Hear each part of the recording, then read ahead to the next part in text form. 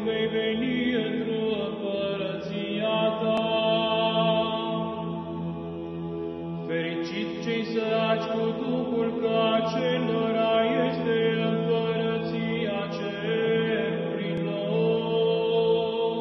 Fericiți cei ce plâng, că aceia se vor mângâia. Fericiți cei blânzi, că aceia vor moșteni pământul. Fericiți cei ce flămânzesc și însetoșează de dreptate, că aceia se vor sătura. Fericiți cei milostivi, că aceia se vor milui. Not in our names, not in our names, not in our names, not in our names, not in our names, not in our names, not in our names, not in our names, not in our names, not in our names, not in our names. The assault has begun.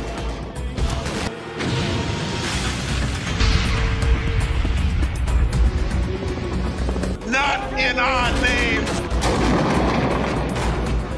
Not in our names. Not in our names. Not in our names. Not in our names. Not in our names. Not in our names.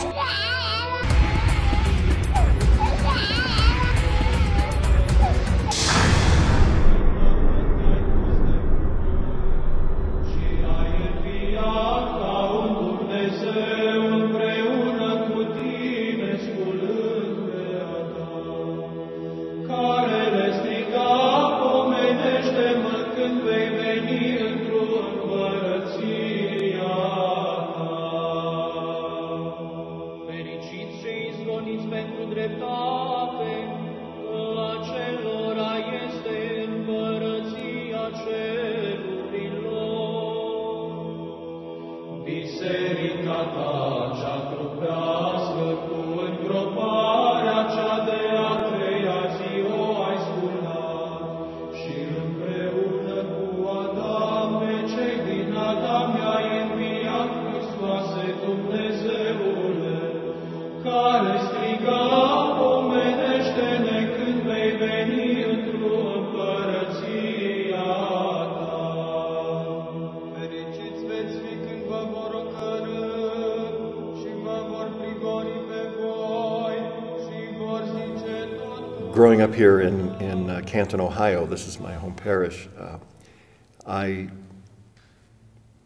like everyone else, you have to put things together that are the different influences in life growing up. And I grew up in an ethnic community, and it's a Romanian Catholic church that's now our cathedral, with an expression and an atmosphere of Christianity that's very unlike that of all of the friends that I had growing up who were either Roman Catholic or Protestant and what have you. It was the spirit and ethos of Eastern Christianity with a different kind of liturgy and a different kind of spirituality.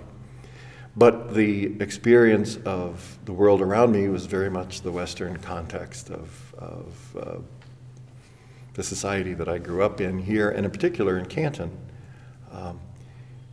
In this part of Ohio, we're very aware of the peace churches because we've got large communities of Amish and Mennonite churches, the Church of the Brethren.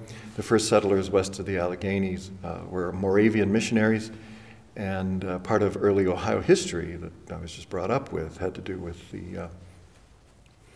the settlements at Gnadenhutten and Schönbrunn, where the Christians there died rather than engage in the violence that was going on in the French and Indian War, I believe.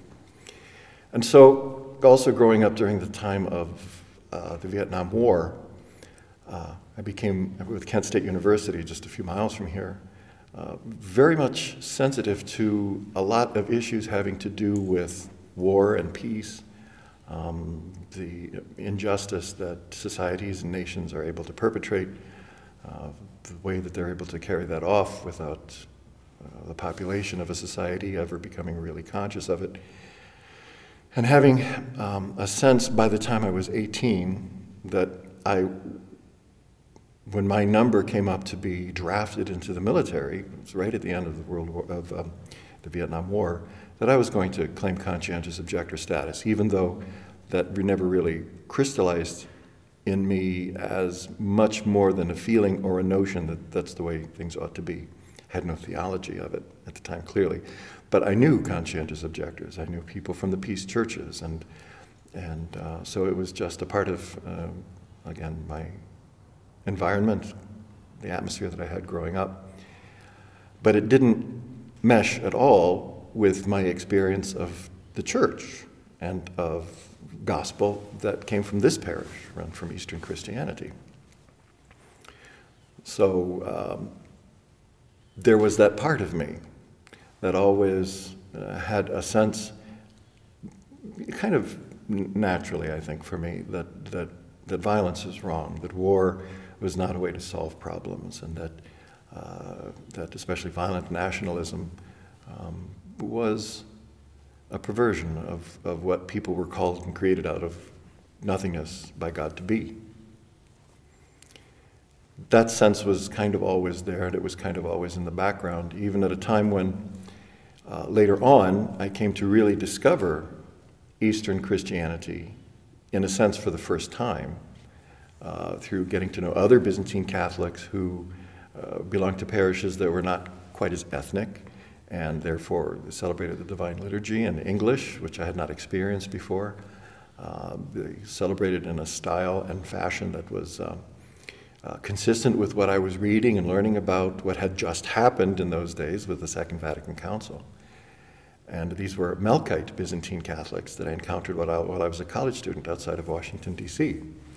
And so through them, I had an experience of kind of revitalization and really the beginning of my appreciation of what it means to be an Eastern Catholic and how I really did kind of fit in with that and belong with that.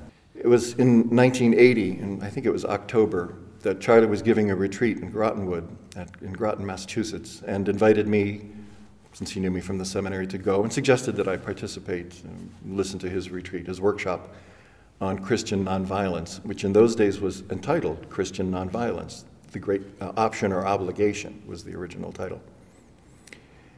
And I went. And in the course of that weekend, everything came together. The early experience that I had, the early sense that I had of the gospel as having something to do with nonviolence, the attraction that I felt to the peace churches and their witness here in this part of Ohio that I grew up with, a rejection of war, and at the same time, the spirituality of Eastern Christianity. It was all brought together in that one workshop. And I could show you now in the notes that I was taking that day, the section in my notes where I wrote, "This is it." I underlined it 2 or 3 times.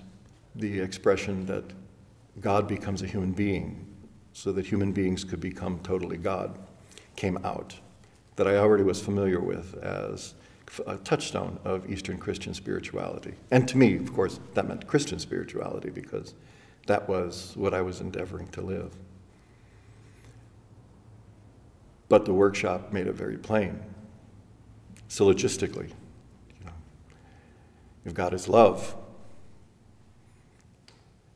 then the way of life that was being put forth, that was just obviously the way of life that was worth living as a human being, was to become totally love.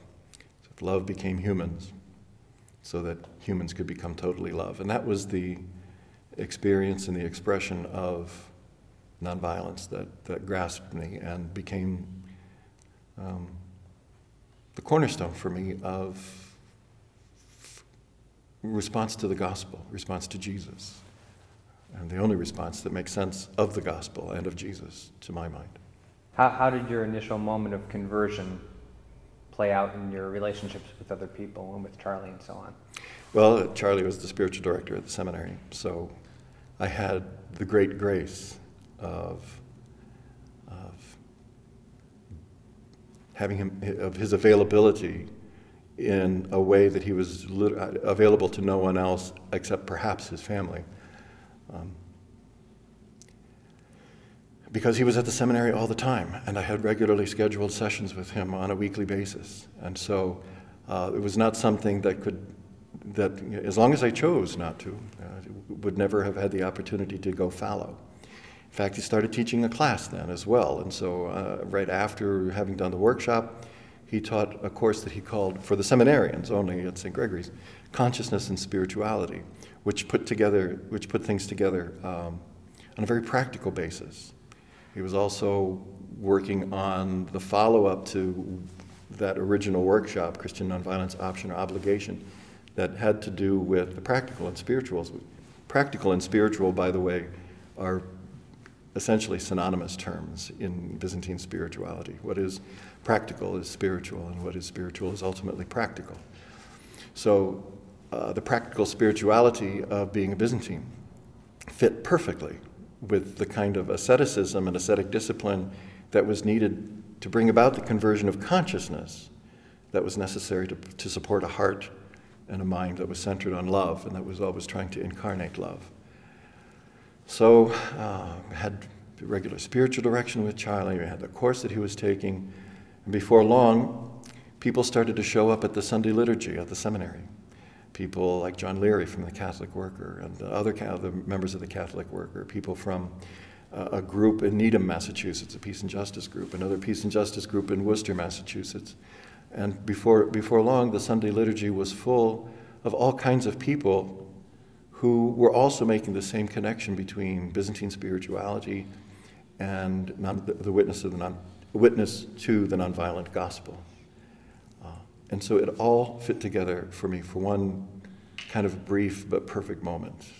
My life at the seminary, the classes I was taking in theology, spiritual direction, all worked to keep a kind of momentum going so that, like it or not, I knew that there was just no other way I was ever going to be able to put the gospel together in other terms. Simply, Jesus doesn't make sense trying to read him as in any way providing a foundation in the heart and mind of God for acts of enmity or violence or retaliation on the part of his followers. And that was the cornerstone that put the rest of my theological edifice together. Without that, I no longer was able to make sense of anything. But with that, all of the stuff that's hard to rationalize or to appreciate, perhaps, in Catholic teaching, especially the demands of Catholic morality, individual morality as well as social morality, all of it made perfect sense, because all of it was what was required if you wanted to become love. And falling short of that was where all of the stuff that people tend to look at as prohibitions about Catholic morality comes from. So it worked out very well. Unfortunately, well, maybe not unfortunately. I didn't stay in the seminary. I had stopped out before, and I decided to stop out again. And this time I thought it was for good. I planned on it being for good. And to a large measure, I think it was my understanding of the gospel and how it was meant to be lived, and how far short of that I was coming, that led me out of the seminary, because I didn't think that was a place that was going to bring me any closer to my goal of becoming love. It could have, but perhaps not for me at the time. And by grace, again, I had the chance to stay in the area, the Boston area, after I left the seminary, to work on the staff of the Pax Christi USA Center on Conscience and War, which Charlie and Gordon Zahn and a few others had just founded in response to the law renewing registration for compulsory military service that President Jimmy Carter had at that time just put into effect. as a result of, I think it was the Soviet military involvement in Afghanistan, if I'm not mistaken.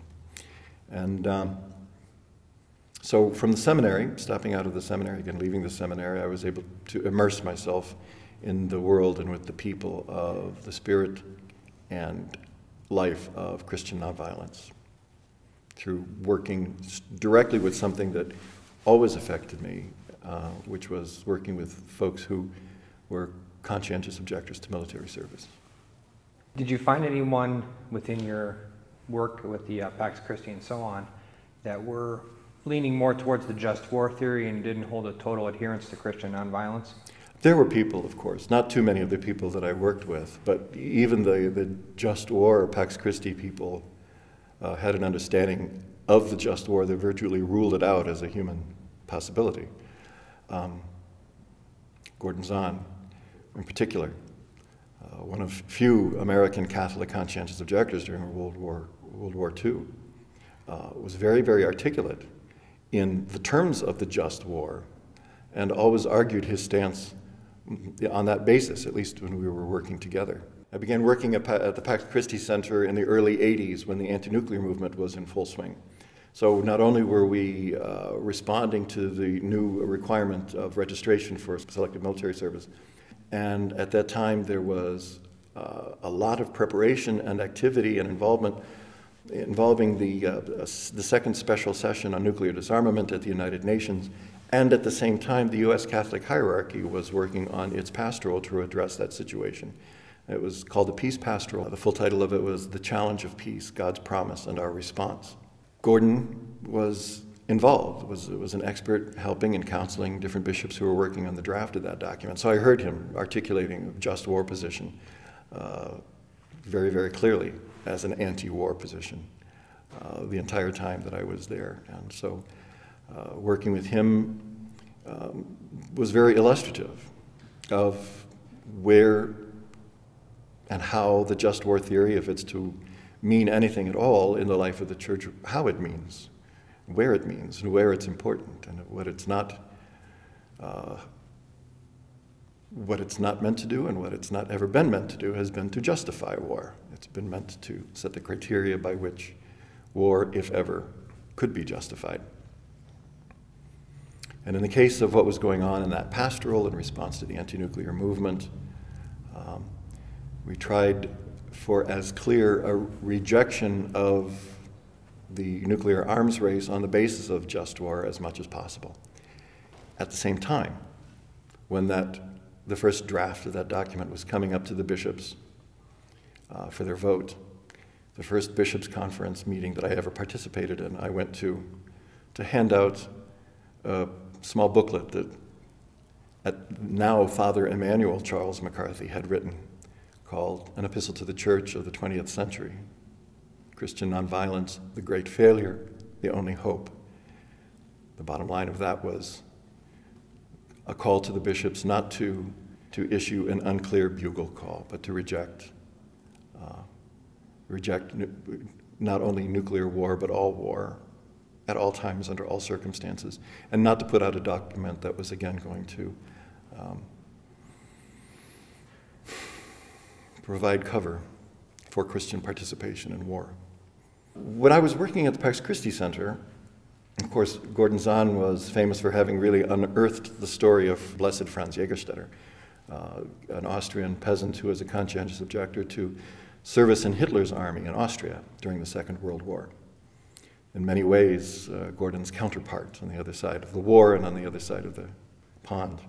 And we used the film that had been based on his book, In Solitary Witness, as part of a program that we took to various dioceses and peace and justice offices of different dioceses as we talked about preparing each diocese, because this was the work that we were doing, preparing Catholic dioceses to deal with Catholic conscientious objectors that would surface within their diocese. And so watching that film again and again and again in Solitary Witness was, again, it was just part of the atmosphere of those days that constantly reinforced for me that this This was the only gospel that was the gospel. It was the only way of understanding the gospel that responded positively to St. Francis's question, is it not possible to live the gospel? Because the answer is yes, but these are the consequences, the full gospel. Gordon was a great influence in those days because as a man of letters, as a scholar, as a different kind of person from Father McCarthy, he provided another side in a sort of softer, rounder atmosphere. The case that Father McCarthy makes for Christian nonviolence is unambiguous. It's clear, and you can't help but realize that it calls for nothing short of a radical reorientation of your life and everything that you've ever thought about the gospel before. Not an easy thing. And he comes across, not only in his presentation of it, but in his living out of it, as somebody who deals with it in a kind of soldierly fashion, with that kind of grit and determination, strength of will, and a willingness to put up with hardship, and recognizing that hardship is going to be there, the cross is always going to be there, the sacrifices will be there. Gordon, on the other hand, was at least a light of a different sort, a little more scholarly, a little more at home in the world, a little more at peace with the structures of the world that we live in, and yet there were the two of them, of being of tremendous positive influence, certainly in my life, but as far as I could see, in the life of the church in the United States, and ultimately, I think, worldwide. I think we'd have to say worldwide. Both of them speaking in their own ways on behalf of the God made visible in Jesus Christ as love. And so I look at Gordon, and with his gentleness and his kindliness, he was very avuncular. And I would remember that love, after all, means love. That there's something to gentleness. Gentleness had to be a part of the love that you incarnated. If you incarnated a ferocious love, that may be wonderful and it may be moving, but it wasn't going to be love for me. It wasn't going to be my experience of love. So, and he wasn't the only witness. There was an extraordinary young fellow there, 3 years younger than I was at the time, by the name of John Leary, part of the Haley House Catholic worker, who, more than anybody else at the time, looked like, if I could put it this way, and forgive me my kind of light speech, but if the teaching that Charlie was offering was the mold,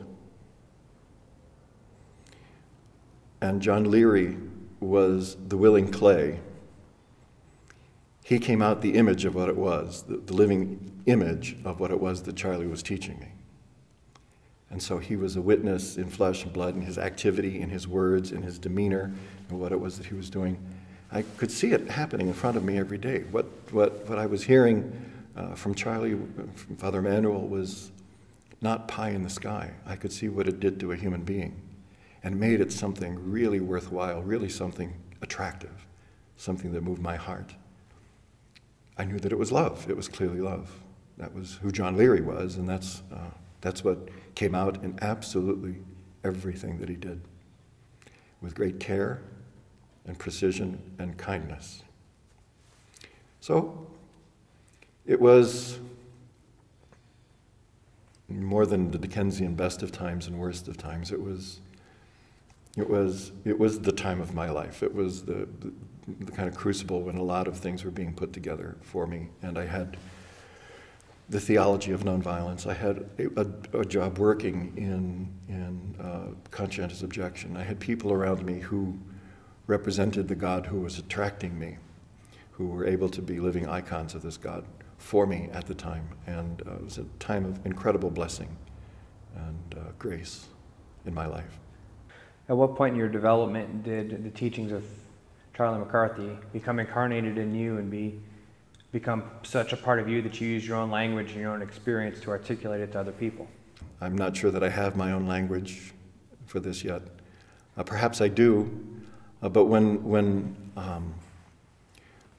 I'm giving workshops, as I do on nonviolence, a lot of times at the parochial level or at the level of clergy conferences for the clergy of other dioceses, and even for Catholic worker groups, I'm very aware of the origin of the material, sometimes word for word, that I use. And I've talked about it with him on many occasions. And he's always encouraged me to just not to regard it as his either. Because if it's the truth, it's the truth. If it's gospel, it's gospel. And he does have a unique way of putting things together, and that's in terms of an argument or in terms as a teaching. And if it is the case that God has allowed me to internalize that enough, then I'm happy for that. But I don't know how it happened. I don't know when it happened. Like I told you, I can't even say that it happened yet. But if it's the case, then it would only be because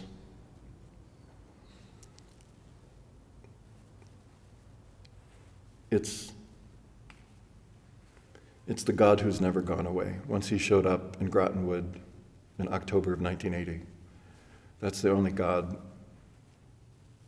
who's ever shown God's self to me. You were one of the few, if not the only bishop who actively spoke in an official capacity against the Iraq War. That took a lot of inner strength to take that position. How much of that position was influenced by Charlie? Every Christian is responsible before God for his or her conscience. The fact that we go about our lives as Christians in a body, as a body, doesn't relieve us of our own individual responsibilities. Whatever they may be, as Christians, and therefore within a body.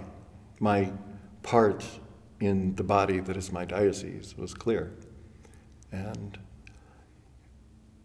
I felt I had to say something, whether it would be well received by the people or not, or by anyone else, to warn of the moral danger that this war was posing for any of our people, and to express my judgment of it at the time, recognizing that other people were going to come to their own conclusions, clearly, but that didn't absolve me from expressing what my conclusions were, and so I did. So the letter was written. The question you asked was, how much of Charlie's teaching was influential in that? It's all the same cloth. The gospel of nonviolence, the way Father McCarthy has articulated it, is simply my vocabulary for these things. And so, the way the letter is written, the way it's expressed, I think expresses as well what he would have to say. I don't think that there's substantively any disagreement between us as far as the war in Iraq is concerned and our judgment about it. He has been and I don't want to say he personally perhaps, but that's a different story. It's his articulation of the gospel message that is the faith language that I use, because as I've said, it's the one that makes sense. Of course I read other theologians, of course I read saints and mystics all of the time, and I have to put it together into my own heart, into my own spirit. And it gets hard to figure out where things come from eventually.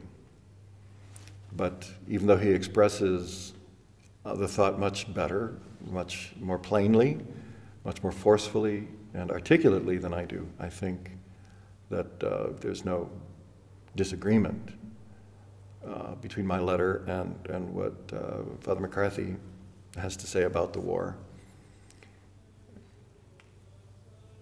And I don't think that I would have written the letter, or perhaps had the courage to write the letter, but for his teaching and his witness and the part that he's played in my life as a Christian.